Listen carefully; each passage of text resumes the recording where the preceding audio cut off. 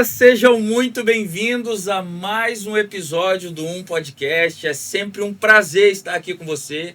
E eu quero, nessa hora, é óbvio, pedir você para se inscrever no nosso canal. Quero te lembrar também que tem o canal de cortes, possivelmente vai aparecer aqui. E você também pode se inscrever lá. Eu quero te pedir para deixar o like, para poder também compartilhar e ativar o sininho de notificações. Ao meu lado, na jornada, meu amigo Brendo Washington. É isso aí, pastor. Feliz em estar aqui em mais um episódio do E se você, assim como eu, tem sido abençoado com as histórias e com as experiências dos nossos convidados, deixa o like aí pra gente, se inscreve no nosso canal. E eu quero também aqui fazer algumas menções honrosas a alguns patrocinadores. Eu tô com a minha colinha aqui. New Regi Padaria, restaurante, preço bom, qualidade e ótimo atendimento. Casa da Costura, tudo em armarinho, artesanato, aviamento, lojas em Marataízes e Cachoeiro. Academia e Arena Performance, musculação, crossfit e muitas outras modalidades para o seu estilo de vida saudável.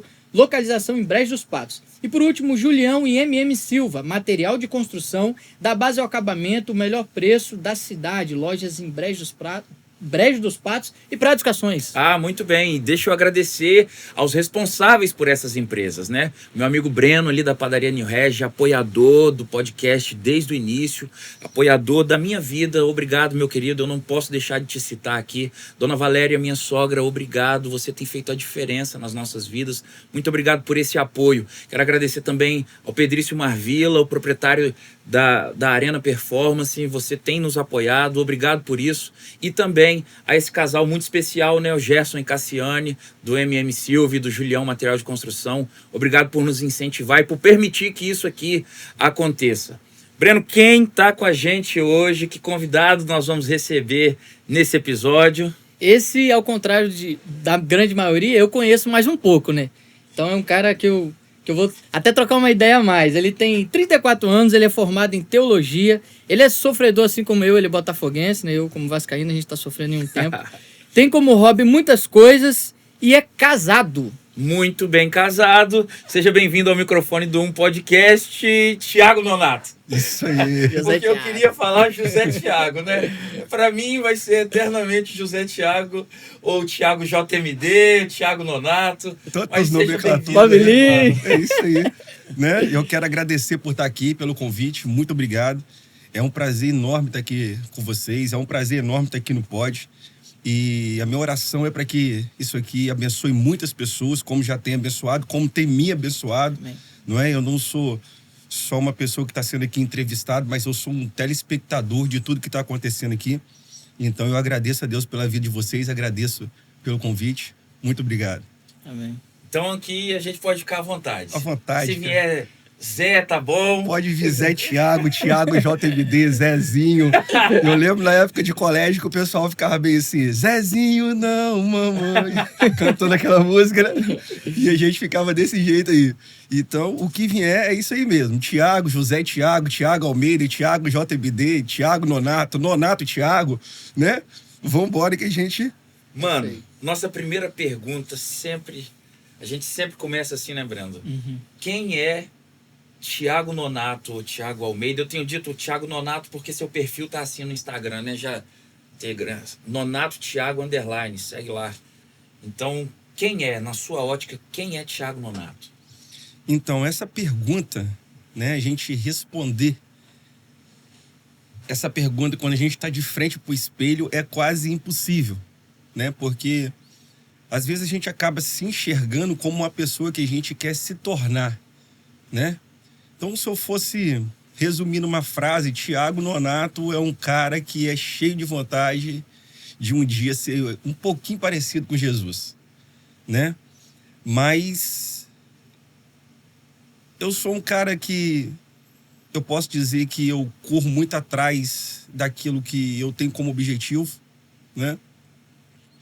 Eu tento buscar essas verdades que eu tenho dentro de mim e colocar elas externamente, externar isso, né? Sou muito verdadeiro com aquilo que eu acredito, com os meus princípios. Mas eu também sou um cara que tem um monte de defeito, cara. Eu sou um cara super observador e isso faz com que isso me seja algo defeituoso, porque o que eu faço?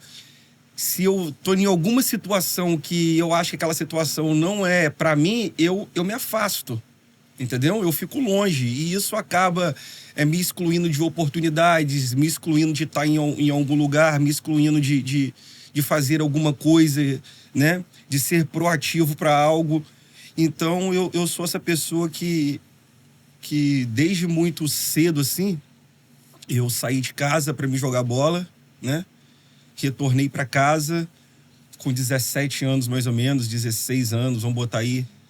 Um tempo específico, assim, é difícil datar, né?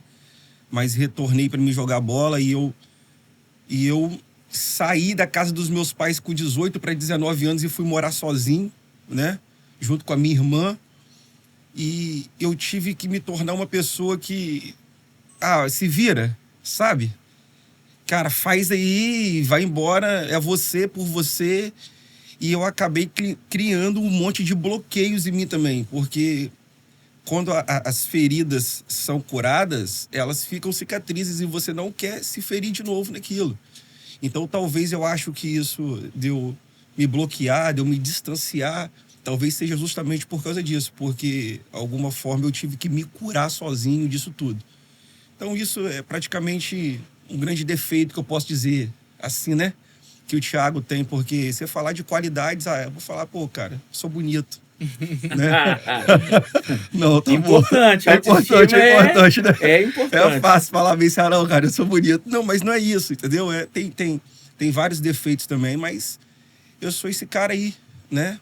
Tem um memezinho na internet que fala bem assim, de uma mulher falando bem assim, vamos andar pra frente, porque quem ganhou dinheiro andando pra trás foi só Mike Sundexson. Não é Michael Jackson, não, é Mike Sundexson. Então é isso aí, vamos embora pra frente. Mano, você nasceu em um lar evangélico? Cara, isso aí... Eu não nasci num lar evangélico, cara. Não nasci num lar evangélico e isso foi uma situação pra mim que eu me tornar evangélico hoje, eu estar numa igreja hoje com 34 anos... Me converti com 13 e estar numa igreja hoje com 34 anos, eu posso dizer que isso não é nem pela minha própria vontade, é mais fruto de um milagre, né? Porque o lar que eu nasci, eu vou tentar resumir aqui um pouco rápido, para não ficar muito extenso isso, mas vou te dar um exemplo. O meu pai, a origem dele é baiana e a origem da minha mãe é mineira. Os dois se encontram no Rio de Janeiro, casa, e tem eu e a minha irmã, né? Somos gêmeos. Só que quando meu pai sai da Bahia, ele sai da Bahia com 17 para 18 anos mais ou menos. Os pais dele, né? A mãe dele era de uma religião que ele tinha que estar na igreja e não podia fazer nada um determinado dia da semana. Então a mãe dele obrigava a ele estar na igreja nesse determinado dia. Então era o dia que ele tinha para quê? Para brincar, para soltar pipa, para jogar bola de gude, para resenhar com os amigos, era o dia, porque durante a semana ele trabalhava com o pai. E final de semana ele queria trabalhar e a mãe obrigava para a igreja. Se ele não fosse, ele apanhava. Meu pai tem 86 anos, entendeu? Hoje é muito legal, muito bonitinho. Eu falo com meu pai, pai, eu não quero não, ele tá bom. Mas antigamente você falar com o pai, não quero não, você ia debaixo de cinto. E a minha mãe, ela vem de um lar mais envolvido com espiritismo, kardecismo, né? E casam. E eu e a minha irmã nascem justamente nesse lar. Não que eles estão frequentando agora esses lugares, mas os princípios deles são criados em cima disso, né? E eu e minha irmã nunca tivemos essa obrigação de estar numa igreja, nunca tivemos essa obrigação de ser aquela pessoa doutrinada a algo, nunca tivemos essa obrigação de estar ali assumindo uma responsabilidade, criando princípios. Eu e minha irmã nunca tivemos isso, né? Então, quando eu vou para a igreja, é justamente o momento que eu estou procurando algo para fazer. Porque eu não tenho esse princípio dentro de casa. Eu não tenho, talvez... Eu vejo todos os meus amigos na rua falando bem assim, o meu pai é pastor, o meu pai é diácono, o meu pai é presbítero, o meu pai é membro, né? Meu pai frequenta a igreja, tal... O meu tio frequenta um bar, tal. Todo mundo tinha alguma coisa que fazia. Mas eu perguntava bem se cara, eu faço o quê? Entendeu? Então eu fui procurar algo para me fazer e eu achei a igreja, graças a Deus, que eu achei Jesus quando eu fui procurar algo para fazer. Então eu não nasci num lar evangélico, não nasci mesmo. Então, Só pra galera que tá chegando agora, a gente tentou definir o nome que ia chamar ele, porque ele é meu amigo de infância, conhecido, a gente estudou junto desde pequeno e assim, quem me conhece sabe que eu sou filho de pastor, então eu cresci na igreja, mas na casa do José Thiago, a gente tinha algumas liberdades, né, mano? A gente conversava em off aqui, por exemplo, eu ia pra casa dele para poder ver as Playboys que ele tinha. É isso. Porque era comum, né? Era comum. Era comum. Eu ia pra casa dele porque eu sabia que ele tinha revista lá de pornografia. Enfim, ele não precisava esconder. Pelo contrário, ele ganhava, né? Você Ganhava. É assim, eu me converti com 13 anos, ganhei uma Bíblia do dirigente da igreja no que eu converti e ganhei uma revista Playboy do meu pai. Entendeu? Então tinha dia que eu chegava em casa e eu falava bem assim, hoje eu quero ler Bíblia. E eu folheava a Bíblia para ler a Bíblia. E tinha dia que eu falava bem assim, não, hoje eu quero ver Playboy. Né? E eu folheava Playboy para me ver Playboy. E era tão liberal na minha casa, porque eu assistia vídeos pornográficos com meus amigos na sala da minha casa. Entendeu? Eu tinha revista Playboy na minha casa, que o meu pai comprava para mim, assinava, ia na banca de jornal e comprava ali todas as semanas que saía. E eu comecei a conhecer atrizes de novela, né? Comecei a conhecer as meninas do El Chan, né? Atrizes de novela por causa da revista Playboy. Pra vocês terem ideia, a essa altura, Thiago morava em Lagoa Funda, né? Quem é daqui da região de Marataízes conhece. Eu pegava a minha bicicleta aqui em Marataízes, uma vez por semana e ia em Lagoa Funda. Você acha que era pra ver ele? Não que era. Meu Deus do céu. Jesus, tem misericórdia de nós. Nessa época era meio que um tabu, né? A questão da pornografia, por exemplo, não era igual hoje, que não, era fácil muito diferente, acesso. sim. Era muito diferente, por exemplo, quando a pessoa pecava com a pornografia porque ela queria pecar mesmo. Entendeu? Pessoa que não tinha acesso a uma revista igual eu tinha, ela ia pra banca de jornal na praça da cidade, ficar olhando ali. Até um tempo depois foi proibido de colocar as revistas pornográficas expostas na banca, mas antes você conseguia folhear na banca de jornal mesmo as revistas. E eu, por exemplo, depois que saiu essa onda da revista e começou a onda da internet de escada, né? Você lembra disso, da internet de escada? Para você pecar, você tinha que fazer bem assim, rapaz, espera aí que eu vou ali 4 horas da tarde baixar um vídeo para 8 horas assistir, entendeu? Então era assim, você via porque você queria ver mesmo. E eu vivi justamente isso e para mim foi um extremo muito ruim. Por quê? Porque eu ia para a igreja, né? O culto acontecia quarta, acontecia domingo, eu ia quarta para a igreja, ia domingo para a igreja, terça-feira, quinta-feira eu estava na minha casa vendo revista pornográfica. E isso para mim me marcou tanto, que 2 coisas que me marcaram muito. A primeira coisa, a minha mãe falou com meu pai bem assim, Valmir, para de dar revista pornográfica pro Thiago. Por que ele falou isso? Porque tinha uma menina, uma mulher na revista que ela tirou uma foto fumando. Então, minha mãe deduziu que isso poderia me induzir a fumar.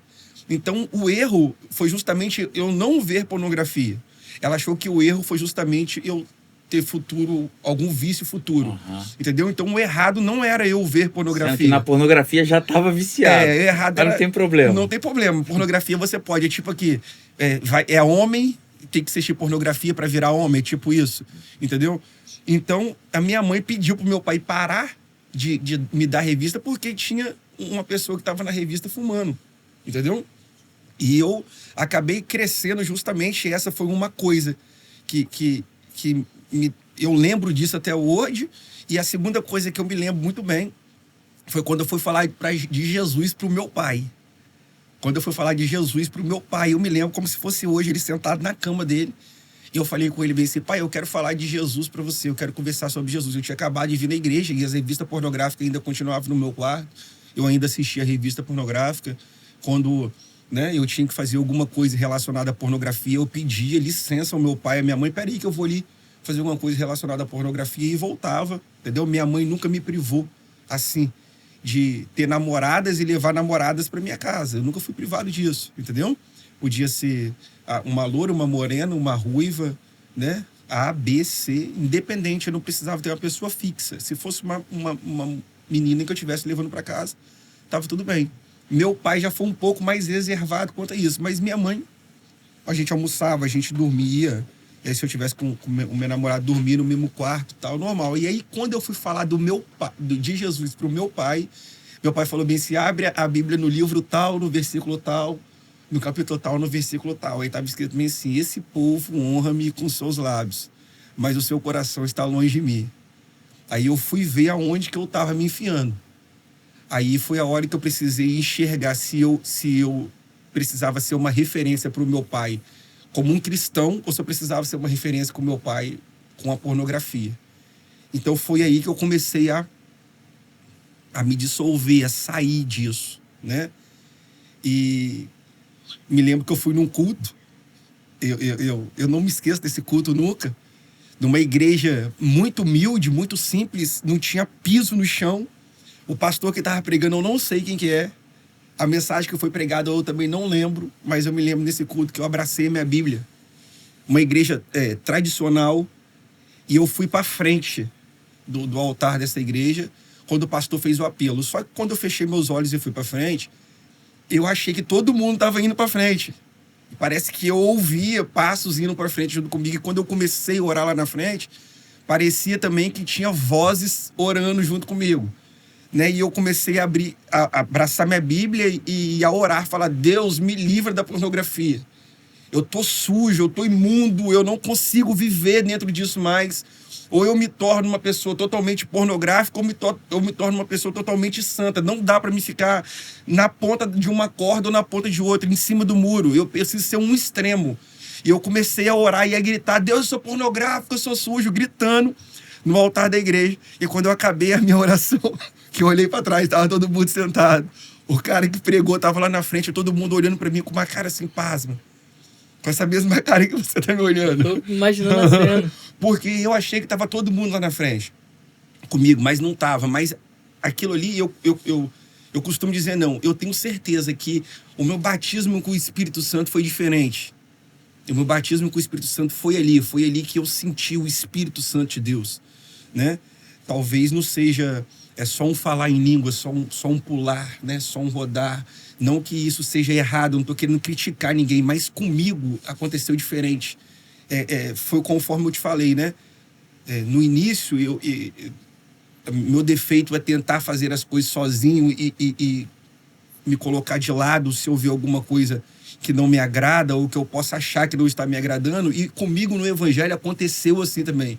Precisei ir para a igreja sozinho, precisei ler a Bíblia sozinho, eu precisei buscar sozinho. As experiências que eu tive foi a experiência do Tiago, não foi a experiência do pai do Tiago, não foi a experiência da mãe dele. Eu não conheço o Deus do meu pai, eu não conheço o Deus da minha mãe, o Jesus da minha irmã, eu não conheço. Eu conheço o meu Jesus, eu conheço o meu Deus, eu conheço aquele que trabalhou em mim, entendeu? E é isso aí. Mano, antes desse processo de conversão, você era um cara do rock? Mano, eu era um cara do rock. Não vou falar do rock, o rock hoje é muito pesado, né? Hoje, quando você fala rock, era diferente, meu né? Deus, os caras fazem coisas que Satanás faz bem assim. Cara, isso aí, dá pra fazer alguém pecar com isso aí. Os caras do rock hoje é muito rock, mas assim, o meu processo de conversão ainda incluiu o rock. Eu, com 13 anos de idade, a minha vida era ser jogador de futebol, né? Quando me perguntaram sobre um sonho, eu não tenho um sonho hoje, porque eu já tive um sonho de ser jogador de futebol. Hoje eu vivo o processo, né? Eu vivo o que vai vir amanhã. Mas o meu sonho era ser jogador de futebol. Então, eu brigava muito por isso. Queria muito sair para jogar bola. Eu, com 17 anos, eu já estava com ligamento rompido do joelho, do tornozelo esquerdo 2 vezes, do tornozelo direito 1 vez, do joelho direito 1 vez e dos 2 ombros. Só pra você ter ideia, com 17 anos já tinha esses ligamentos todos Mas rompidos. era futebol mesmo, futebol né? mesmo. Nem MMA não. não. MMA não. Ah, tá. Tem um colega meu que o esposo da minha cunhada, ele fala assim, eu não gosto de futebol, ele é lutador, tem a orelha toda, tá? Ele falou, não gosto de futebol, porque futebol é muito violento. Realmente. Então, tipo assim, eu fui essa pessoa que eu nunca gostei de muita gente, entendeu? carnaval. Eu nunca gostei de carnaval, porque tinha muita gente. A época era trio elétrico e tal. Todo mundo atrás do trio e tal. Eu não gostei, mas eu saía, entendeu? Ia pra festa, algo particular pra mim era muito melhor do que todo mundo junto. Estamos no mês de setembro, vai dizer que você não era da exposição na vila ali. A exposição já foi muito. Na nossa época não tinha Instagram, não tava, né, nessa vibe toda, WhatsApp, né? E o pastor falava na igreja assim, gente, a festa da exposição é pecado. E a gente pensava bem assim, é verdade, eu não vou não. E começava a exposição, a gente tava na festa da exposição. Vou só no rodeio. Vou só no rodeio, ficava pro rodeio. O rodeio acabou que hora? 5:30 da manhã. Vou só no rodeio. Desculpa, aí você fala bem assim, não, eu vou no dia que é gospel. Aí você vai todos os dias pra ver qual o dia que é o gospel. Mano, você teve experiência com drogas? Não. Eu conheço todas. Mas eu nunca usei. Por que eu nunca usei drogas? Porque uma coisa que meu pai e minha mãe frisava muito. Eu fui muito bem educado pelo meu pai e pela minha mãe.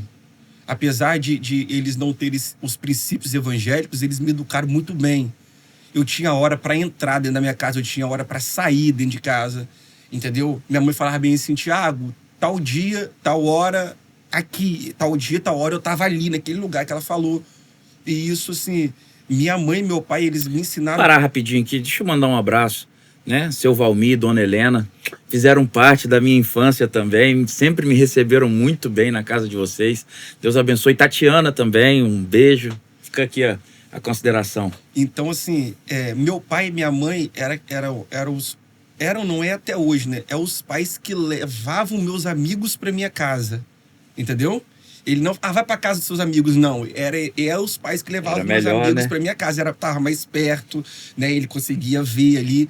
Então, eu fui muito bem educado pelos meus pais. E no bairro que eu morei, a maioria dos meus amigos usava drogas. Eu era o jovem que tinha que dar errado, cara. Eu era o jovem que tinha que estar usando droga. Eu via meus amigos usando droga. Eu tomava a batida da polícia com meus amigos que usavam droga por estar junto com eles, mas eu não estava usando. Entendeu? Então, quando eu comecei a trabalhar com jovens, o que eu fiz? Cara, eu tenho 34 anos hoje. Eu comecei a trabalhar com jovens com 20 anos. Então, há 14 anos atrás, a gente brigava dentro das igrejas para que os jovens não usavam drogas. Não viessem usar droga. A droga era o negócio do momento. Hoje em dia, os caras usam droga e a gente tem que brigar para os caras não se tornar uma geração depressiva, ansiosa, né? Com pensamento suicida. A nossa guerra hoje é isso aí, entendeu? A juventude hoje quer ser pastor, amanhã quer pular da ponte. Por quê? Porque tá vazio, entendeu? Então eu não tive experiência com drogas, mas eu conheço. Sei como usa, sei qual é o efeito que traz numa pessoa, mas eu nunca usei não, cara. Glória a Deus por isso, Glória né? a Deus. Eu Glória também a Deus. tive muito perto de me envolver. Eu me lembro que a experiência mais marcante é um dia que eu bebi bastante e estava bem alterado e uns colegas colocaram carreiras de cocaína e naquela nota plástica de R$10, lembra que saiu uma nota plástica de R$10 antiga? O colega falou, ó, se você cheirar, vai passar esse efeito. Você vai chegar em casa bem. Uma cheirada e um teco, né, como eles falam. É um teco e vai cortar esse efeito do álcool. E ali, na hora, eu fiquei curioso, fiquei com vontade, mas na minha mente veio meu pai. Meu pai é pastor. Se eu gostar disso, se eu viciar nisso, posso acabar com a vida do meu pai. Então eu falei, por ele, eu vou me abster disso aqui. E por isso eu não me envolvi nessa porcaria. Cara, deixa eu abrir um parênteses aqui. Teve um dia que eu tava vendo um vídeo, rolando no meu feed mesmo, um policial entrevistando uma pessoa e ela tava falando o CRM dela. CRM médico, né? Tava falando o CRM dela. E você via a pessoa numa situação assim... Cara, ela tava entrando em decomposição, parecia. Entendeu? Então é uma coisa que minha mãe sempre falava, Tiago, a droga ela não escolhe idade, ela não escolhe raça, ela não escolhe cor, ela não escolhe gênero, entendeu? Então é uma coisa que não se envolva com isso. E assim, foi aquilo que eu falei pra você, meu pai e minha mãe me educou muito bem e eu aprendi a respeitar muito meu pai e minha mãe. Sou casado hoje, cara, eu vou fazer 10 anos de casado. Se meu pai chegar dentro da minha casa e falar bem assim, poxa, Thiago, faz isso, eu faço tudo o que ele fala. E como eu dou liberdade para minha esposa também fazer o que o pai dela pede para ser feito. Mano, então você não tem os pais cristãos, você se converte sozinho. Como é que foi isso? Por que que você foi pra igreja? Qual que é a experiência marcante da conversão? Aí, vamos lá. Essa experiência de conversão para mim foi curiosidade. Na rua da minha casa... Mentira, tinha uma menina na igreja. Assim. Não, isso aí foi depois, mas tinha. Isso foi o que me ajudou a prosseguir, né? Me ajudou a continuar, vou dizer assim. Mas assim, eu com 13 anos de idade, tinha uma igreja na porta da minha casa que assim, eu ficava numa praça brincando com os amigos e eu tinha que passar na porta dessa igreja para mim ir para minha casa. E quando a gente viu o movimento pentecostal, essa igreja era uma igreja pentecostal, e eu ouvi o movimento pentecostal ali naquela igreja acontecendo, isso me trazia medo, né? Eu tinha medo, literalmente medo. Eu não entendia o que o pessoal estava falando. Quando falava em línguas, eu falava, gente, o que é isso? Eu não entendia. Eu via gente pulando, gente abraçando, gente orando por outro, caindo, a pessoa caindo com demônio, né? Alguma coisa assim, e a voz mudando porque estava possessa, e isso me trazia medo, mas me trazia para perto, porque eu era curioso, entendeu? E eu queria ver o que estava acontecendo. Então eu passava na porta da igreja, o dia que eu não parava para ver, eu passava correndo para ir para minha casa, e o dia que estava acontecendo um negócio, eu passava e eu parava para dar uma olhada, né? E a Bíblia vai dizer que quem convence é o Espírito Santo, talvez ele resolveu trabalhar desse jeito em mim. Então quando eu comecei a enxergar aquilo ali, e ver aquilo ali, eu falei bem assim, não, cara, tem alguma coisa errada. E por que essas pessoas fazem isso? Só que eu não fui procurar a resposta nessa religião. Eu tinha 13 anos de idade, mas eu já sabia. Eu já conseguia fechar a conta, 2 mais 2 é igual a 4. Então, assim, eu não vou para lá, porque se eu for para lá, eu vou justamente ser induzido a saber o que eles estão fazendo. E isso pode ser um muro que foi criado nele, então esse muro vai ser criado em mim e eu vou fazer igual, vou virar marionete. Então eu fui justamente pro oposto daquilo ali. Aí eu me converti numa igreja tradicional que não batia nem palma. Entendeu? E eu comecei a pregar com 14 anos de idade. Meu primeiro sermão foi Mateus 4:4, a tentação de Jesus. Eu comecei a pregar com 14 anos de idade. E por que eu me enfiei dentro do evangelho? Por que eu me enfiei dentro da Bíblia? Estando envolvido com pornografia, porque eu queria também saber o que acontecia lá daquele negócio que me trazia medo. Eu queria saber qual era aquele movimento que me trazia medo, cara. Eu queria ver aquilo que... Pois você me traz medo por quê? Eu comecei a me descobrir mesmo, entendeu? E eu comecei a entrar dentro desse mundo, Eu me lembro muito de um rapaz que morava na minha rua chamado Almi. Almi gostava muito de jogar bola.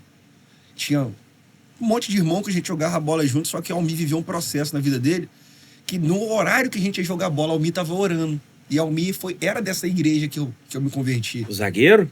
Não, Almi zagueiro não. Ele é cunhado de Tiago também, ó, tanto Tiago, né? Cunhado de Tiago também, PM. E Almi, a gente ia na casa de Almi pra chamar ele pra jogar bola, a mãe dele falava bem assim, não, Almi não vai agora não, que Almi tava orando. Então isso começou a minar meu coração. Por que é orar? Entendeu? Porque, cara, às vezes a gente fala, o pastor fala bem assim, ora, o irmão fala bem assim, ora, e a gente acha que a gente fechar os nossos olhos e falar bem assim, Deus, obrigado por isso, por aquilo outro, entendeu? Então eu fui começar a buscar o que é aquilo, o que era a oração. Aí foi quando eu comecei a me enfiar dentro de oração. Porque essa intensidade de querer ver, de querer conhecer, de querer ir mais, tudo pra mim era novo.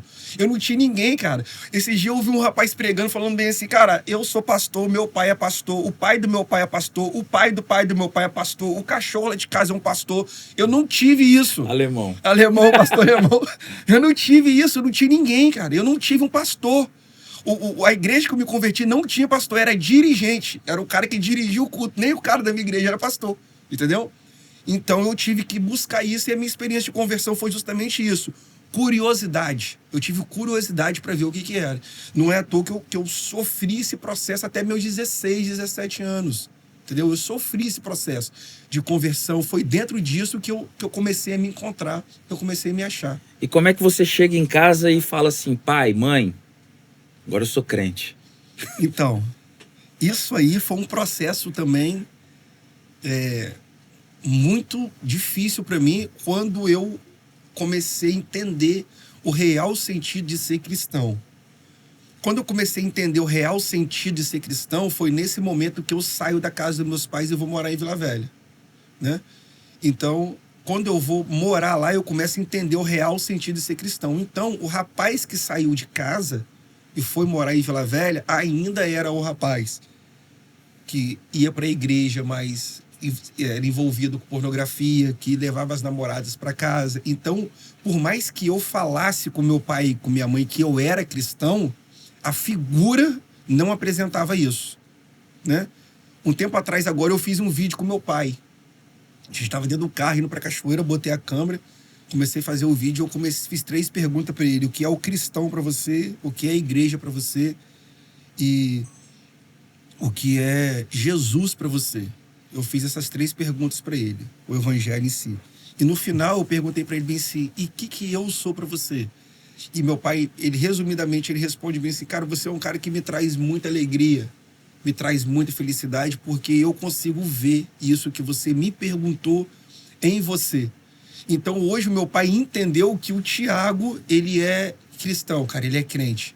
Mas se eu tentasse virar para o meu pai e falar com ele, pai, eu sou crente, como eu tentei falar lá atrás, ele foi certo em falar comigo. Esse povo honra-me com os seus lábios, mas seu coração está longe de mim, porque realmente estava. Entendeu? Então, meu pai consegue enxergar o Tiago hoje como um cristão, enxergar o Tiago hoje como um evangélico, enxergar o Tiago hoje como uma pessoa da igreja. Eu já vivi momentos com meu pai. Meu pai toma a cerveja dele, senta no barzinho dele, toma a cerveja dele. E eu já sentei no bar com meu pai e ele ficou quadrado. Ele não sabia como se portar no bar porque eu estava sentado do lado dele, entendeu? Antigamente não, antigamente era meu filho normal, mas agora o filho dele é o cara que ele vê que está pregando, ele vê, é o cara que está, né, impulsionando, mexendo com uma geração, com alguma coisa, fazendo algo que envolve Cristo, envolve Jesus. Então, para ele, as pessoas, ele já consegue enxergar aquilo que talvez outras pessoas poderiam enxergar ou enxergam, entendeu? Como é que foi lidar com as amizades antigas nesse processo aí? Sempre tem aquele amiguinho, mano, larga isso, pô. Vamos lá, olha a oportunidade. Cara, eu vou te contar um sonho que eu tive.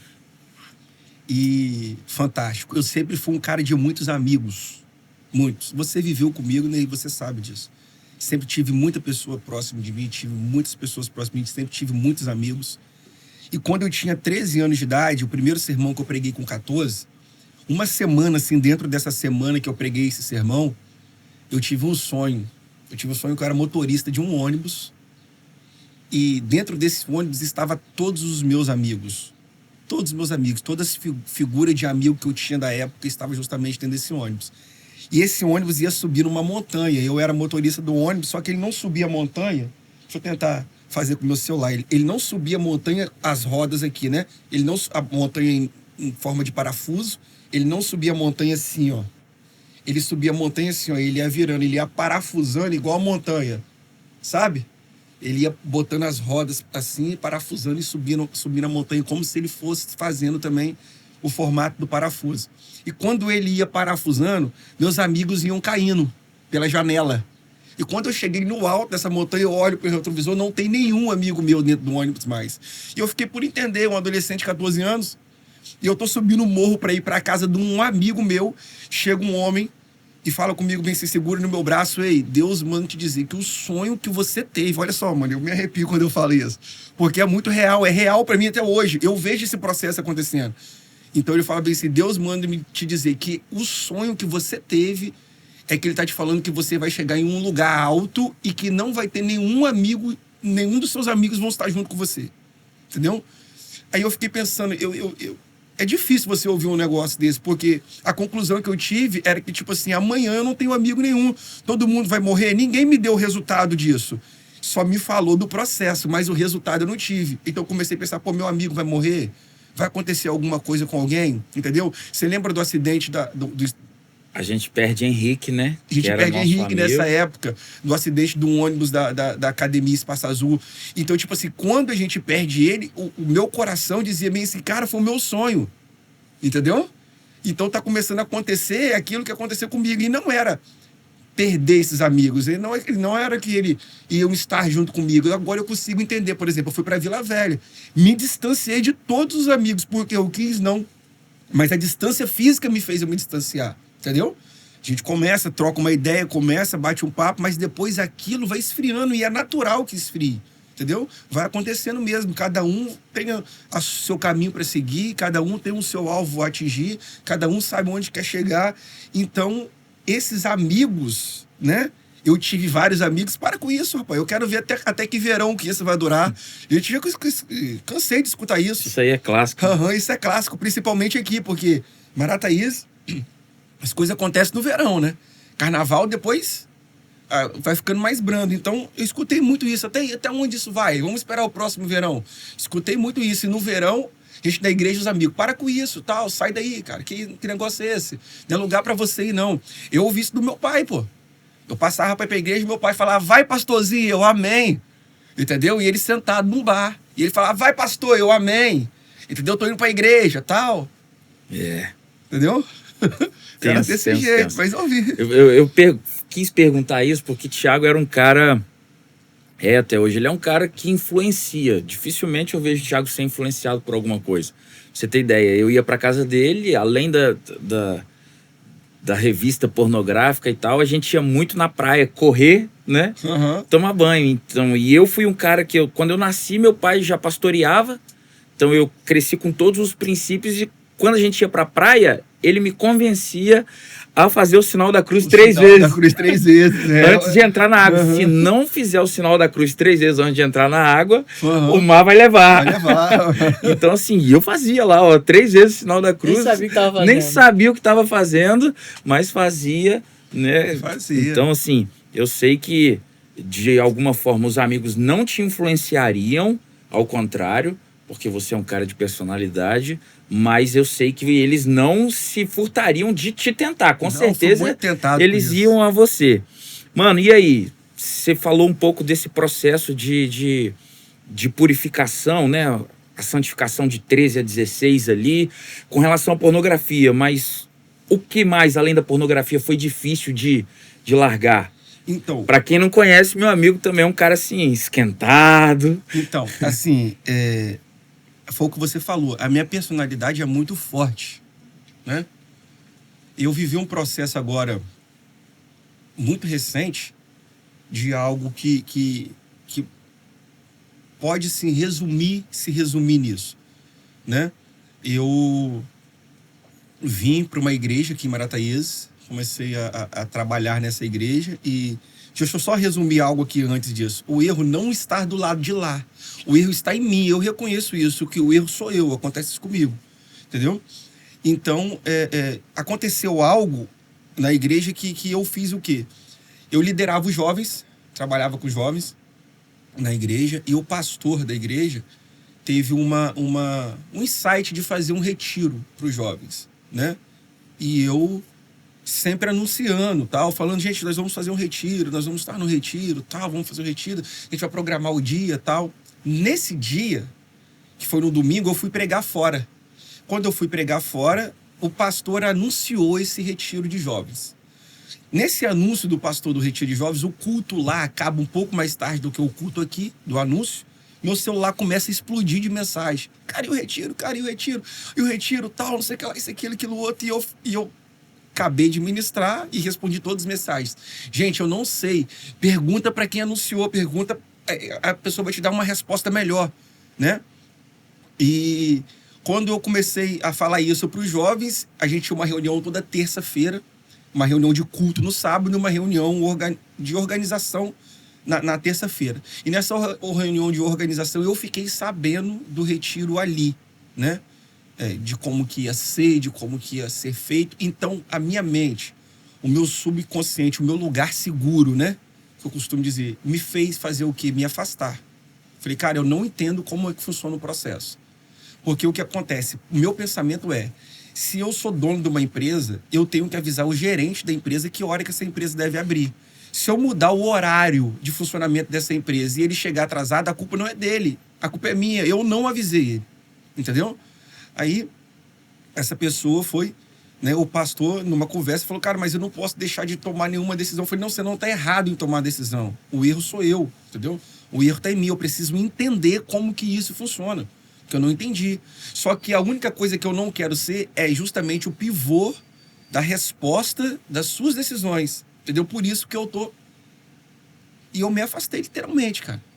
Isso vem justamente da minha personalidade. Entendeu?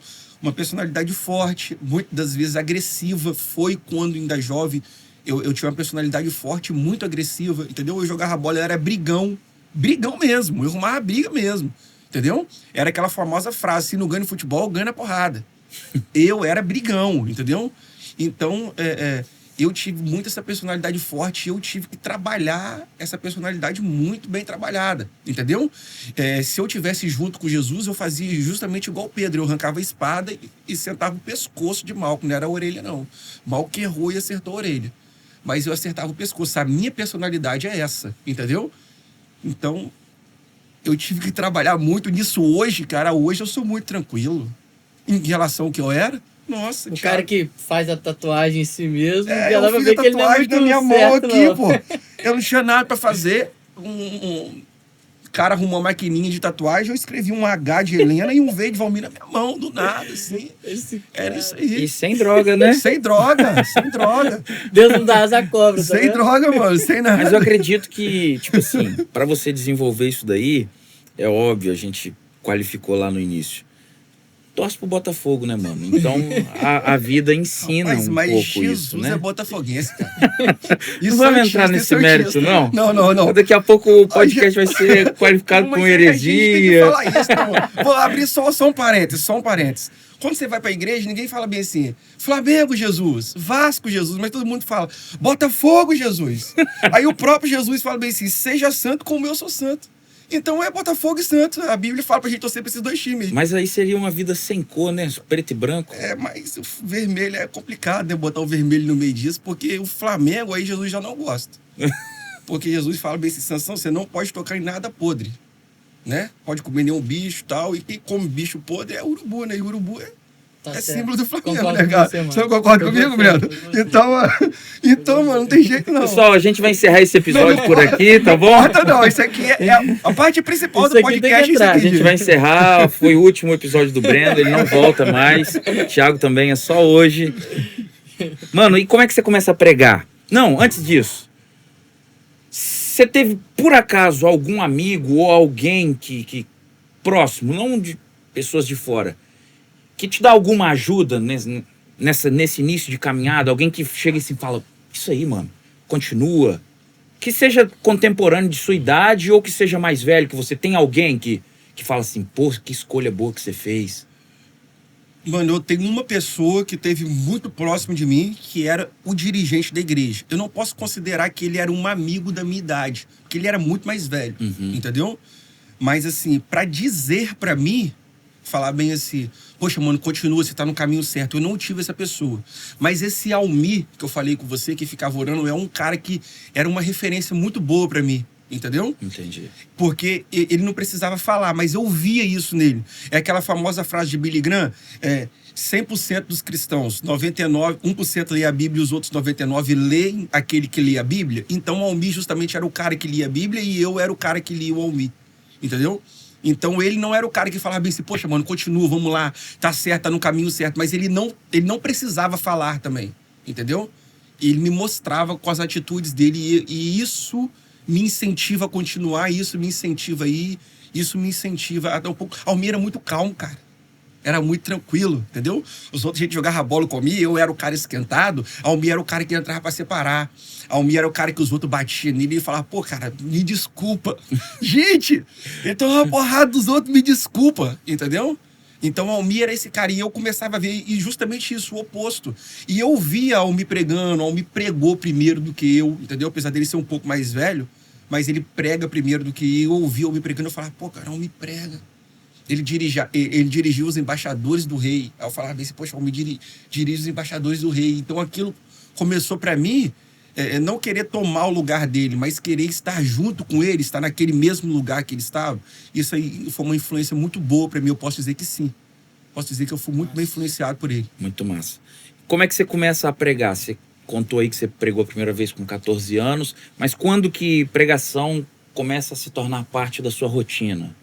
Então, essa pregação que eu fiz com 14 anos, eu recebi um convite para pregar na falta de alguém.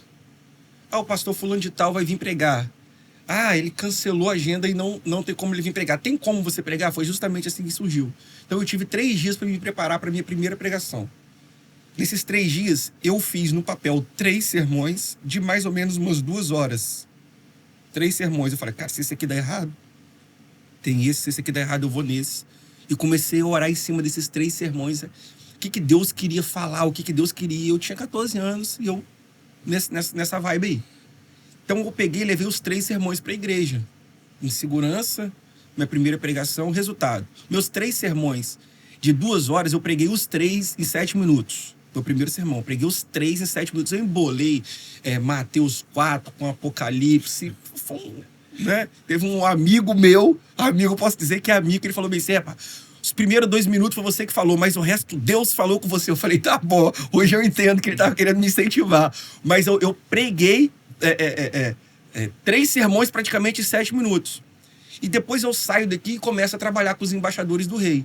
Mas quando eu tive um insight mesmo que eu era um cara pregador, foi quando eu entrei pro seminário, entendeu? Quando eu entrei pro seminário de teologia, que eu comecei a enxergar meu chamado. Por exemplo, eu já falei várias vezes, cara, eu não sou pastor. Eu não sou pastor, gente. Eu não sou. Entendeu?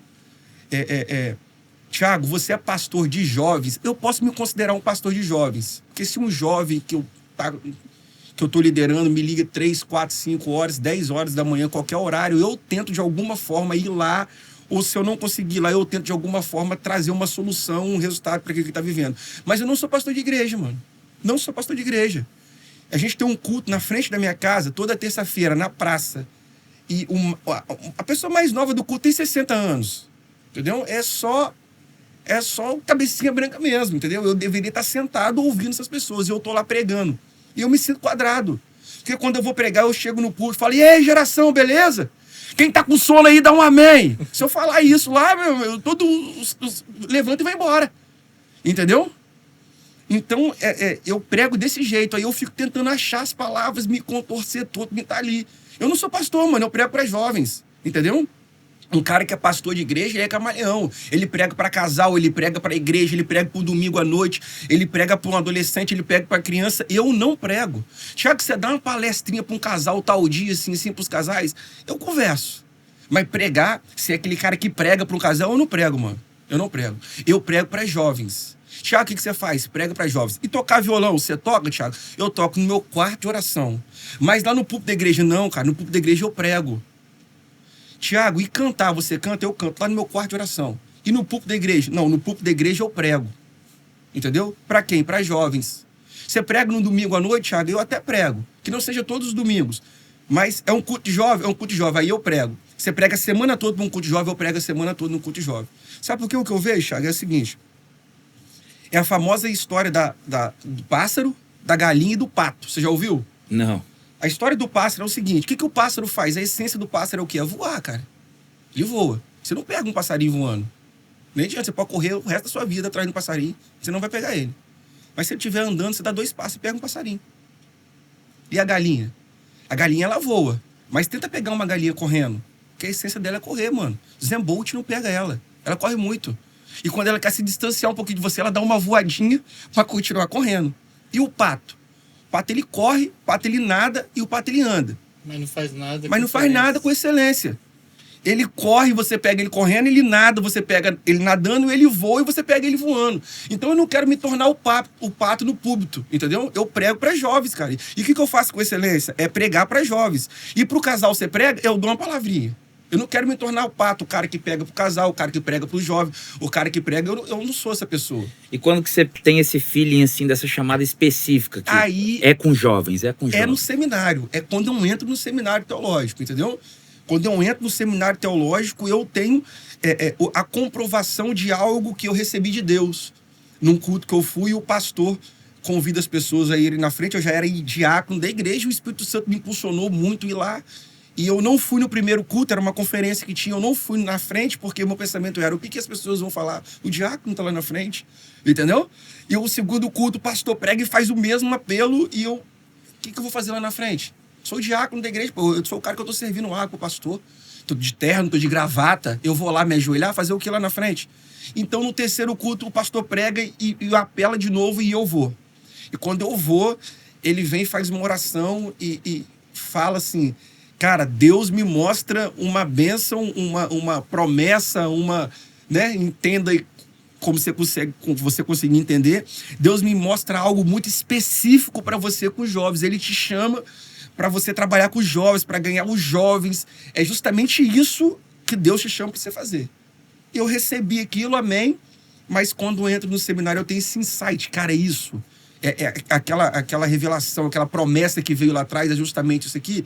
E é aí que eu começo a ir pra cima, mano. A agenda, pregação, ministração, tudo pra jovens, tudo envolvido com os jovens. Mano, se você pudesse dar uma dica, um conselho para um jovem que tá aí lutando, passando pelo processo que você passou, tá enfrentando aí como se livrar da pornografia, do sexo, de drogas, o que você rapidamente poderia falar? Se afasta de tudo que te deixa sozinho. Tudo. Esteja sempre com alguém. Tudo. No banheiro, deixa a porta aberta, cara. Vai pro banheiro com a porta aberta. Se afasta de tudo que te deixa sozinho. Tudo. Tudo. Isso é massa. Tudo. Eu preciso tomar um banho. Toma de porta aberta. Entendeu? Minha mãe não tá em casa, meu pai não tá em casa. Eu vou sair com eles. Vou com eles. Entendeu? Faça isso. Entendeu? Faça isso. De tudo que te afasta, de tudo que te deixa sozinho, você se afasta. Entendeu? Porque a gente podia ser muito espiritual, falar bem assim, não, cara, ora, jejum 40 dias e 40 noites. Leia a Bíblia de Gênesis e Apocalipse em um mês. Não é isso. Não é fórmula mágica, entendeu? É o processo aí, você tem que se afastar do que te deixa sozinho, cara. Como uma pessoa que tem envolvimento com droga, cara, tenta de alguma forma não se estressar. Porque o estresse leva a pessoa pra droga, entendeu? Pessoa que se envolve com droga, ela fica tão estressada que ela fala, eu preciso fumar pra mim, entendeu? É o gatilho. E o gatilho da pornografia é justamente a solidão, cara. Entendeu? Muito justamente massa. você ficar sozinho. Fica ligado aí, então.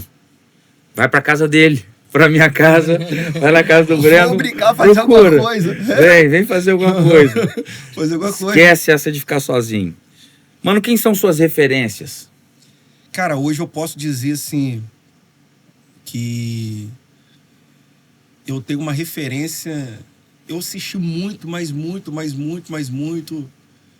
sermão e li muito livros de Billy Graham. Eu acho assim, as pessoas até se escandalizam quando eu falo um pouco sobre isso, mas depois de Jesus, para mim, Billy Graham foi o maior na Terra. Depois de Jesus. Eu tô tirando Paulo, Pedro, tô tirando esses caras tudo, tá? Se escandaliza você que tá em casa, não isso não é verdade para todo mundo, isso é o que eu penso, tá? Então, Billy Graham, pra mim, depois de Jesus, foi o maior na Terra. Entendeu, cara? Que o cara, mano, 1987, 120 mil pessoas convertidas no estado do Maracanã. 1987, 34 anos atrás. Eu tava nascendo. Entendeu? E o que Pedro viveu da sombra curar aconteceu com o Billy Graham. Literalmente aconteceu com ele. Então eu posso dizer que ele é uma referência muito grande para mim. Mas, Thiago, você escuta outros pastores? Escuto, cara. Eu escutei muito Lucinho, que eu trabalho com jovens e Lucinho trabalha com jovens. Então eu escutei muito Lucinho, entendeu? Eu escutei muito sermão de Lucinho mesmo. Tive com o Lucinho em alguns lugares, ouvindo ele, né? Não ministrando junto com ele. Tivemos junto, né? Na missão. Na missão, em alguns lugares, ministrando com o Lucinho. Acho que o Davi Lago também, que nasce uma ovelha do Lucinho praticamente, mas totalmente oposto daquilo que o Lucinho faz, não se tratando de algo diferente, mas se tratando com jovens, entendeu? Lucinho, vamos dizer que Lucinho aquele pastor que dentro do aquário ele joga comida para os peixes que vão comer primeiro, e o Davi Lago é o que joga comida para os peixes que vão comer no fundo. Não querendo falar que um é melhor do que o outro, não, mas existe essa necessidade dentro de uma igreja. Então o Davi Lago parece que nasceu para suprir essa necessidade, né? Daqueles que estão um pouco mais no fundo, precisam receber um alimento um pouco mais sólido. Não que o Lucinho não tenha um alimento sólido para dar, mas ele sabe qual é a geração que ele quer atingir, cara. Ele quer atingir a geração de 14, 15, 16, 17 anos. Não adianta ele falar sobre escatologia para esse pessoal, o pessoal não vai entender. Entendeu? Então eu assisti muito Davi Lago. E hoje, Thiago, hoje você assiste quem? Cara, hoje eu leio muito livro. Me lembro de uma situação agora, recente, que aconteceu muito recente. Pensei que você ia falar David Leonardo. David Leonardo, rapaz, vou ser sincero pra você, eu só vejo os flips dele na internet e tal, mas não assisto, não. Não assisti mesmo, não, de verdade, cara. Mas é um cara bom, cara. Deve ser um cara bom. Todo mundo, muita gente... Mano, o cara tem 5 milhões, o cara tem 5 milhões de inscritos no YouTube. Alguma coisa relevante ele tá fazendo. Certeza. Alguém ele tá atingindo. Talvez essa pessoa não seja eu, mas tá sendo bom pra alguém, né? Mas eu me lembro de algo que aconteceu agora. Eu tava pregando numa igreja, saí da igreja, e a pessoa falou bem assim, cara, você tá com a unção do André Fernandes. Eu falei bem assim, cara, que é esse cara? Eu não sabia quem era. De verdade, mano, aconteceu agora, muito recente. Entendeu? Só pincelar, eu fiquei 2 anos sem ministrar agora. Eu acabei esses 2 anos agora, dia 7 do 7/7, eu acabei esses 2 anos meu de janela que eu não ministrei. Então, eu tava longe de todo sermão que aparecia no YouTube, longe de toda a rede social, eu tava longe praticamente de ver tudo isso. Então, o cara falou comigo bem assim, rapaz, você tá com unção do André Fernandes. Então, isso me deixa um pouco chateado, mano. Não sei se tem essa pergunta, mas isso é uma das coisas que me deixa chateado, cara. Entendeu? Aí, passa uma outra pessoa e fala comigo bem assim, cara, eu vi um cara pregar que você prega igualzinho ele. Aí eu falei, quem que é, cara? Ele falou, não sei, cara. É um lourinho que tem uma barba. Eu falei, me manda um vídeo, cara, alguma coisa. Aí o cara me manda um vídeo no TikTok dele, um vídeo do André no TikTok pregando. O cara me manda um vídeo no WhatsApp. Eu falei bem assim. Aí vi lá, mas só que o nome não era André Fernandes. O nome era alguém que printou algo dele, cortou e jogou ele no TikTok. E eu vi o vídeo. Falei, caraca, ele fala bem. Eu vendo o vídeo, eu falei bem assim, pô, ele fala bem, cara. Entendeu? Passou. Esse dia eu tô conversando com um rapaz aqui, um colega meu no Instagram, ele falou bem assim, cara, e esses moletom aí? Rapaz, você tá igual o André Fernandes. Eu falei, cara, quem é esse cara? Entendeu? Porque eu uso moletom porque eu sinto frio, cara. Entendeu? Eu uso moletom pra isso. Vou te dar um exemplo. Eu até meus 20 anos de idade, eu não tinha... 20 não, bem pra lá. Eu casei com 24. Então até meus 25 anos de idade eu não tinha carro, eu só tinha moto. Então quem anda de moto sabe que a blusa de frio é pra seguinte coisa. No frio, a blusa te protege de frio. E no calor, a blusa te protege do sol. Entendeu? Então eu tinha blusa de frio por causa disso. Eu andava de moto no frio, eu tava com a blusa de frio. E no calor, eu não queimava. Entendeu? Então eu já cheguei a ter 21 blusas de frio no meu guarda-roupa. Aí que eu fui dando, foi estragando e tal. Aí agora, um tempo atrás, eu fui na internet e comprei um monte de blusa de frio pra mim de novo. Aí o cara falou bem assim, pô, mano, você tá com unção do André, tá usando as blusas de frio que o André usa? Eu falei, não, cara. Essa blusa de frio aqui sou eu que uso. O André usa a blusa de frio dele. Entendeu? Essa aqui sou eu, essa aqui é minha. E eu comprei essa blusa de frio aqui porque eu sinto frio. Não é porque, pô, cara, eu acho que a maior... não é que você não deve ter uma referência, entendeu? Mas esse efeito de comparação, poxa... chega a ser ruim pra quem tá fazendo uma coisa, entendeu? Pô, os outros viram pra você, pô, Thiago, um pod lá tá maneiro, tá igual o Flow. Não tá igual o Flow, mano. O Flow é lá, aqui é um podcast, entendeu? Não é igual o Flow. Isso aqui nasceu em mim, é meu, entendeu? Não é um efeito, é efeito de comparação. Se fosse uma réplica do Flow, o nome não era um podcast, seria réplica do Flow, entendeu? Não é isso, entendeu? Então, é justamente isso. O Thiago, eu não uso blusa de frio porque eu sou uma réplica do André Fernandes. Não, cara. Eu uso blusa de frio porque eu sinto frio. Entendeu? Então, isso me deixa um pouco chateado, cara. De verdade, me deixa assim... Zero comparações, galera. Então eu sei que você tá curtindo esse episódio. Eu quero aproveitar para te lembrar de deixar o like. Deixa o like. Você não custa nada para você e você abençoa a gente.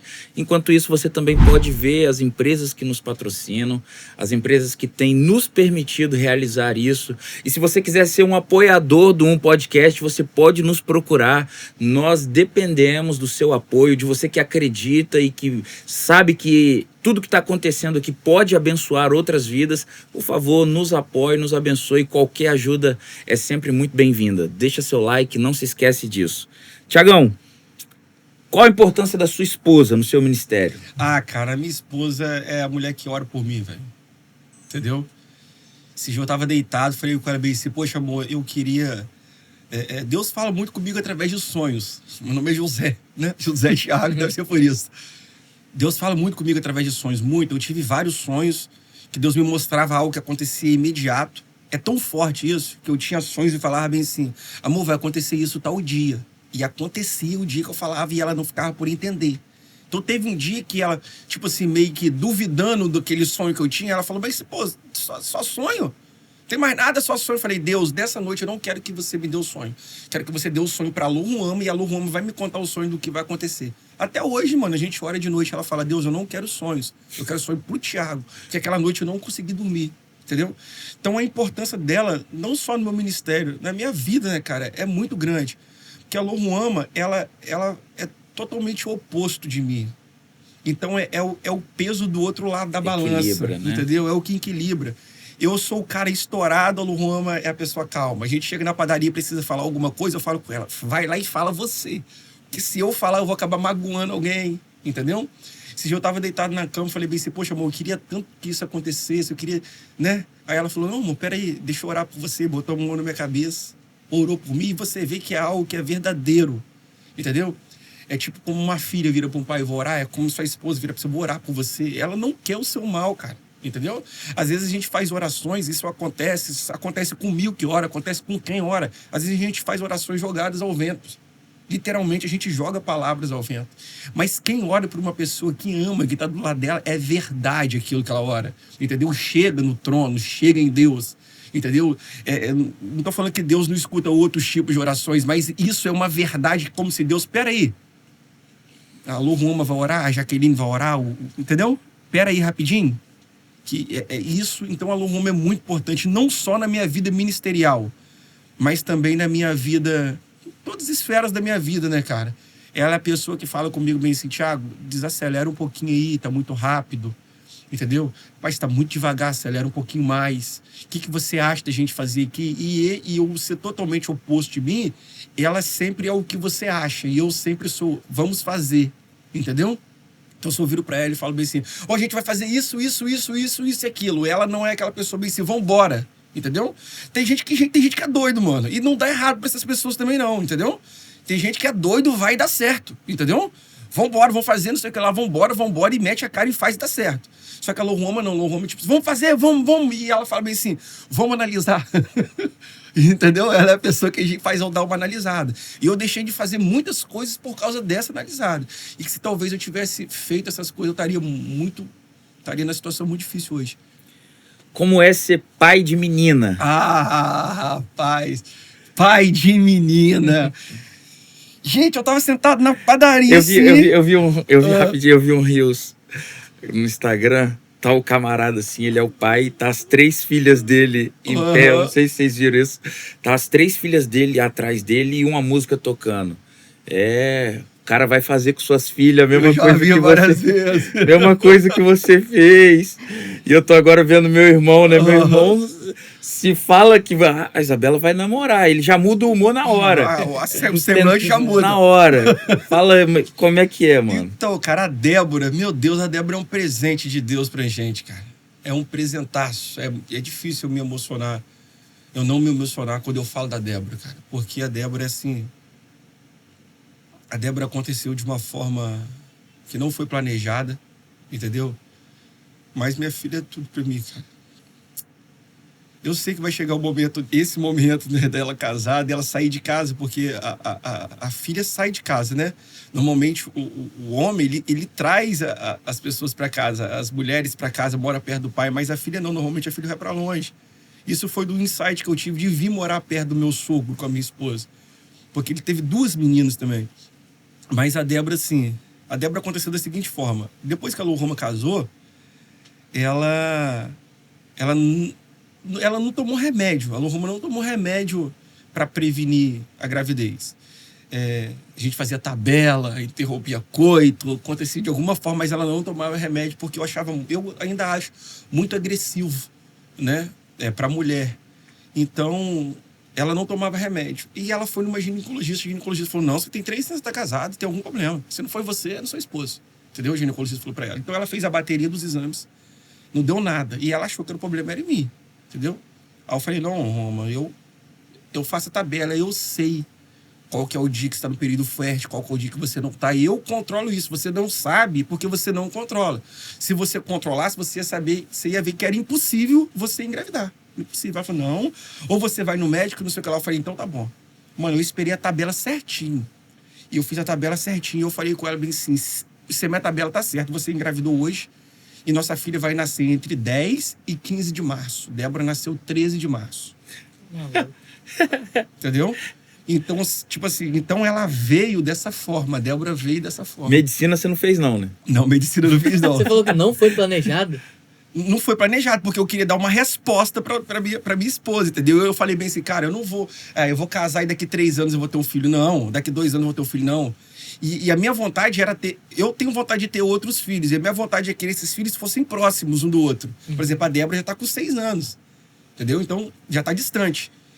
Então, o que acontece, cara? Aí a Débora vem, né? E nasce assim, Lohoma esperando o parto normal. Ela não vem normal, vem cesárea. Então, já passou um pouquinho do tempo, ela já nasce toda vermelhinha. Ela tem a manchinha aqui embaixo, que o cordão umbilical tava no pescoço, já tava quase assim, colando aqui assim, e deu uma manchinha aqui nela. E para mim foi muito difícil, porque quando a Débora nasce, a Lohoma tá vivendo um processo muito difícil de depressão, muito difícil. E eu tô trabalhando fora, e eu não vejo a minha filha andar, eu não vejo ela falar. Eu chego em casa, ela tá dormindo, eu saio de casa e ela tá dormindo, entendeu? E além de ter a Débora nessa situação, nascendo nessa situação, eu tenho a Lohoma também, que precisa de cuidados extraordinários, entendeu? A Lohoma, ela nunca falou em tirar a própria vida dela, mas ela nunca falou que tinha desejo de continuar vivendo. Ela sempre falou que tinha desejo de não continuar vivendo. Ela nunca falou, vou tirar minha própria vida. Mas você via nitidamente dela que ela falava, vou comer pra quê? Entendeu? Ela não tinha o desejo de, vou tomar banho pra quê? Então o desejo dela era ficar em cima de uma cama e esperar o tempo passar, né? Então a Débora nasce nesse contexto muito difícil. E eu me torno pai de menina. Hoje Débora é muito, muito, muito inteligente. A Débora é extraordinária, cara. A Débora faz coisas que eu falo, você viu isso aonde? Você aprendeu isso com quem? Ela fala, não, pai, é meu mesmo, entendeu? Então, assim, eu acho até hoje que os recursos que eu tenho em volta da Débora é muito limitado para quem a Débora é, entendeu? Eu acho que ela poderia estar muito mais longe, ela poderia estar muito além. Não tem quando surge a Maísa no SBT? É isso que eu vejo. Maísa cara, é coisa de outro mundo. Silvio Santos acertou na Mega Sena de novo, né? Na telecena de novo, quando aquela menina surgiu no SBT. Entendeu? Era diferente. E a Débora é justamente isso. Muito próximo da gente. Quem tá de longe não enxerga muito, mas com a gente, cara, a Débora é fantástica. E vai surgir essa oportunidade de a Débora casar, sair de casa, e eu já oro pela essa pessoa que vai Permanece as ideias lá de trás? Permanece, cara. Porque... Esse cara que vai namorar com Débora, né? Se você é pai de menino, né? E você acha que esse menino vai namorar com Débora, você começa a ensinar ele desde já. Eu vou falar virado pra câmera. 111 sermões, 111 versículos do Sermão da Montanha. Ele tem que aprender a falar isso. Não é ler, não. Ele vai chegar lá em casa, sentar no sofá, vai falar bem assim... E assentando Jesus à multidão, começou a ensiná-los dizendo, bem-aventurados, e vai me falar os 111 sermão da montanha. A filha desse cara nem era nascida, o homem nem estava grávida, e ele já me falava isso. Ele vai ter que me falar. Isso é muito real. Entendeu? Por isso que eu fiz a pergunta aqui, porque ele falou, mano, eu nem sabia que o homem podia engravidar de um menino. Né? Aí passa os anos, o homem engravida da menina, ele falou, se eu tiver uma filha... O cara que vier namorar, ele vai ter que falar o Sermão do Monte pra mim. O Sermão do Monte todinho. São 111 versículos, mas na parte que Jesus ensina sobre adultério, ele vai ter que levantar e falar com ênfase. Ele vai ter que encher o peito e falar bem assim, se um homem olhar pro lado e desejar a esposa, a outra mulher no seu olhar, ele vai ter que falar com ênfase. Isso tem que estar certo, é a mini Bíblia, entendeu? Por que eu falo com o Lohoma? Cara, o meu genro, ele não precisa ter carro, ele não precisa ter celular bom, casa, ele não precisa ter uma herança, mas se ele tiver Jesus é o suficiente. Ele vai respeitar a Débora, ele vai amar a Débora, ele vai cuidar da Débora, ele vai guerrear junto com a Débora, ele vai ser esposo, cara. Então ele precisa pelo menos 111. Gente, a Bíblia tem 31 mil versículos, 111 é o quê, rapaz? É nada. Não é nada, entendeu? Mano, hoje você tá aliançado a alguma igreja? Como é que tá? Então, quando eu vim de Vila Velha pra cá, eu fui para uma igreja aqui em Marataízes, né? E pedi que eles me recebessem nessa igreja. Eu fui muito bem recebido nessa igreja, né?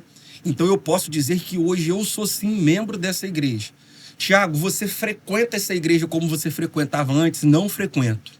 Não frequento.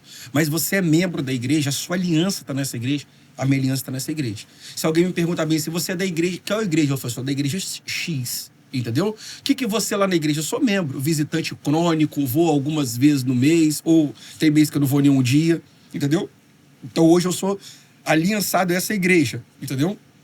Mas se você falasse comigo bem assim, você é o cara que chegou na igreja? Eu falei, não sou, cara. Não sou. Eu sou um visitante da igreja.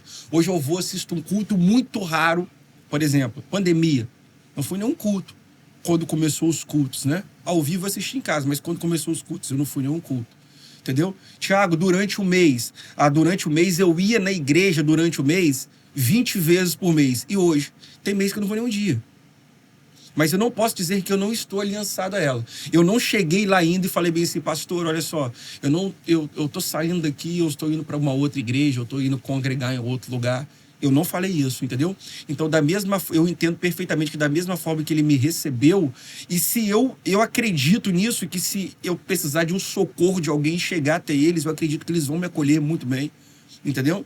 Então, eu não posso virar as costas do nada e sair por causa de alguma coisa, uma dedução minha, alguma conclusão minha, entendeu? Então, hoje eu sou aliançado a essa igreja. Posso falar o nome? Pode, claro. Rei dos Reis em Marataízes. Sou aliançado a essa igreja. Hoje eu sou da Rei dos Reis. Muito bem.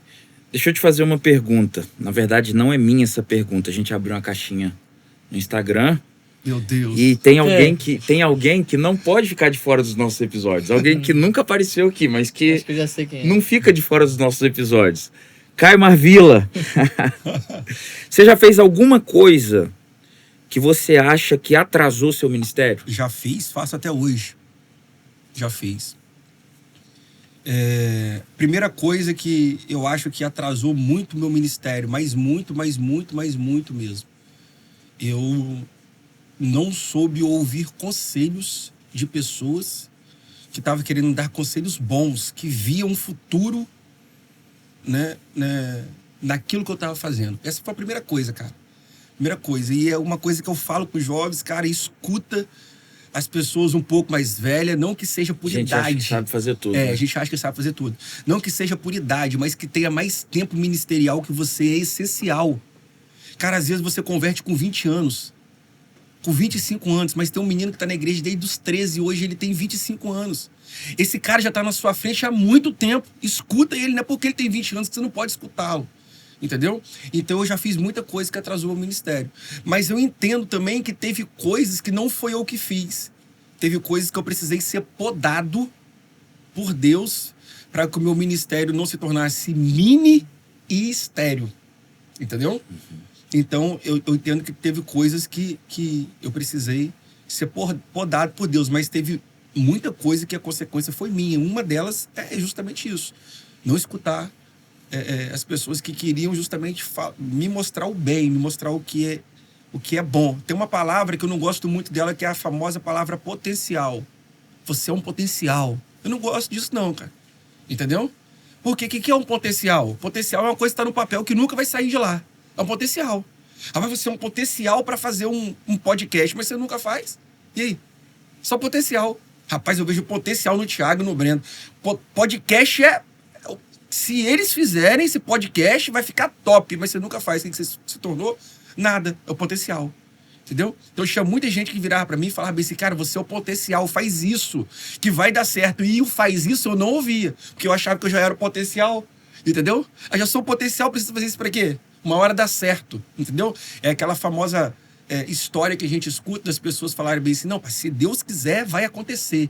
E a gente fica deitado na nossa cama esperando acontecer. Não vai acontecer, mesmo que Deus queira. Não vai acontecer. Se você não caminhar para isso acontecer, não vai acontecer, cara. Entendeu? Então, você não paga imposto, não, Jesus? Paga imposto. E aí? Pedro, vai lá e pesca um peixe. Tira a moeda que está dentro da boca do peixe e paga o meu e o seu imposto. Poderia Jesus falar bem assim aqui, ó, moeda, posto pago? Poderia, não poderia? Mas teve que ir lá pegar o peixe para fazer acontecer, para o imposto ser pago. Entendeu? Então, é isso aí. Não vai cair do céu. Não vai. Mano, nós estamos finalizando aqui. Fala pra mim aí, pra galera, quais os planos do futuro agora? Você tá numa pegada diferente no Instagram, no TikTok, no YouTube também. Fala pra mim, quais são os planos do futuro aí? Paralelo a tudo isso, né? A vida de empresário, a gente sabe que você tem um comércio aí. Meu sonho é virar TikTok. Tô brincando. Já virou corte, já tem um cortezinho. O que acontece, cara? Eu quando respondi sobre sonhos, né, na pergunta que você me falou, eu tô justamente assim, esperando acontecer. Trabalhando para que aconteça. Tiago, qual que é o lugar que você quer chegar? Você lembra do ônibus que eu te falei no sonho? Eu quero chegar nesse lugar. Você já chegou, cara? Eu acho que eu não cheguei ainda não. Acho não, tenho certeza que eu não cheguei nesse lugar. Então, o meu sonho mesmo, assim, de verdade, a minha vontade mesmo de verdade, é que eu vejo jovens literalmente queimando por Jesus. E eu peço que Jesus não me deixe fora disso. Entendeu? Então, assim, quando eu fiquei 2 anos sem ministrar, eu estava na minha padaria fazendo um pão. E eu vou ser breve para a gente estar chegando no fim. E o Espírito Santo ministrou algo no meu coração. Eu pedia muito nas minhas orações a Deus que eu viajasse para ministrar. Eu quero ministrar segunda-feira de manhã no Rio, segunda-feira à tarde no Espírito Santo, segunda-feira à noite em Belo Horizonte. Deus me leva para isso, eu quero viver isso. E eu comecei a pedir muito isso a Deus. As minhas orações eram constantes sobre isso. Eu botava alvos de oração no meu quarto de oração, atrás da porta, e tudo envolvia isso. Tudo envolvia eu ir e sair. A palavra é itinerância, né? Ir para o ministério itinerante, viver isso aí, pegar a agenda de carnaval, terça, quarta, quinta, sexta, sábado, domingo, 25 sermões em 4 dias.